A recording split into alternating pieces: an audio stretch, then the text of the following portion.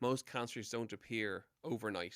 True. That there are symptoms along the way to look out for. Absolutely. And I've just finished 2 books. One was Kieran McGeegan's book.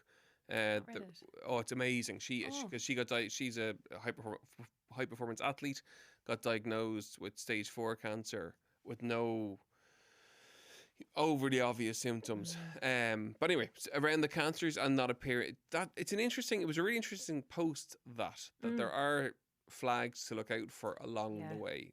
Talk us through a little bit about that. There are flags to look out for, and I think knowing what your normal is and knowing how you feel as your baseline and not being afraid to present to your GP if there's something off is the most important part in that.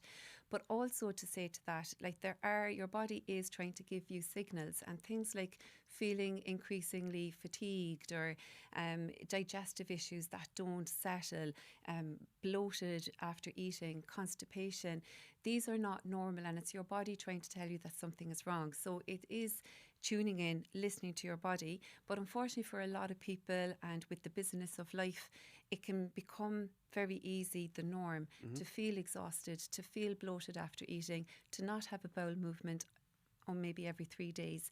So it's about tuning in, listening to your body. Your body tries to give you signs and gives you warnings in some cases, and certainly you do hear the cases of, God, they were feeling absolutely perfect and then it was the stage 4 cancer. But generally the body, as we say in this world as well, it whispers before it screams. So it does give you some early warning signs if you tune into it. And don't be afraid to advocate for yourself. Don't be afraid to go to your GP if something is not right, if there's a lump or a lesion on your skin that's not settling, any symptoms that's popping up and not settling.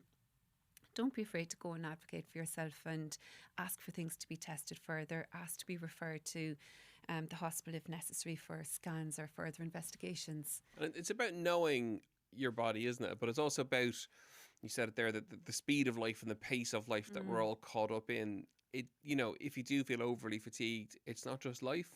No. And it's not normal. It's not normal, no, because generally we're very resilient. Like, we're an amazing machine. The human body is an amazing machine.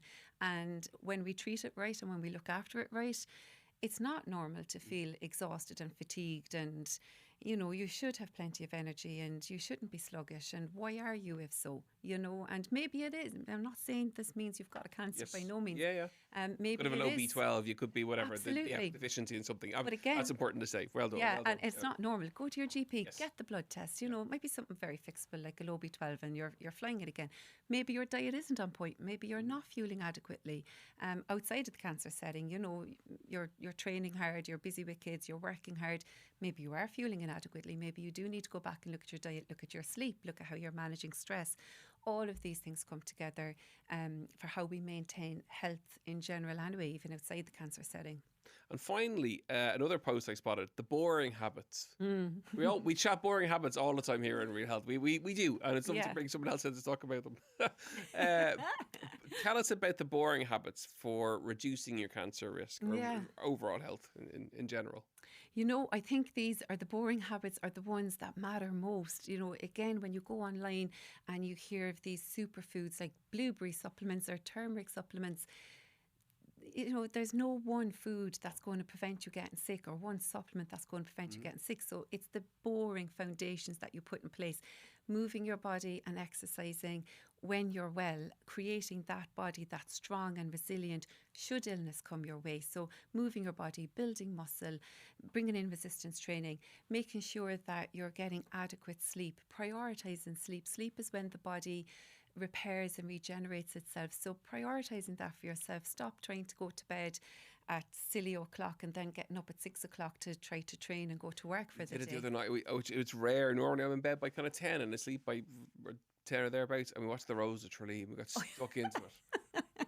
Before I know, Dahi was still chatting and it was like 20 to 12. You're still up watching it. I know. And then wrecked the next day. Wrecked, you paid the price for it. And then the next day, you're living on caffeine, you're craving sugar. There's an extra cup of tea had that morning. So it's not creating the foundations that we're looking for, So it's those boring habits. It's eating right, it's doing it consistently, moving your body, sleeping, it's managing stress, putting, again, the boring things, breathing techniques when you don't need them, learning these stress management techniques when you're well, bringing in mindfulness and journaling, all these things, and then they're there if we ever need them.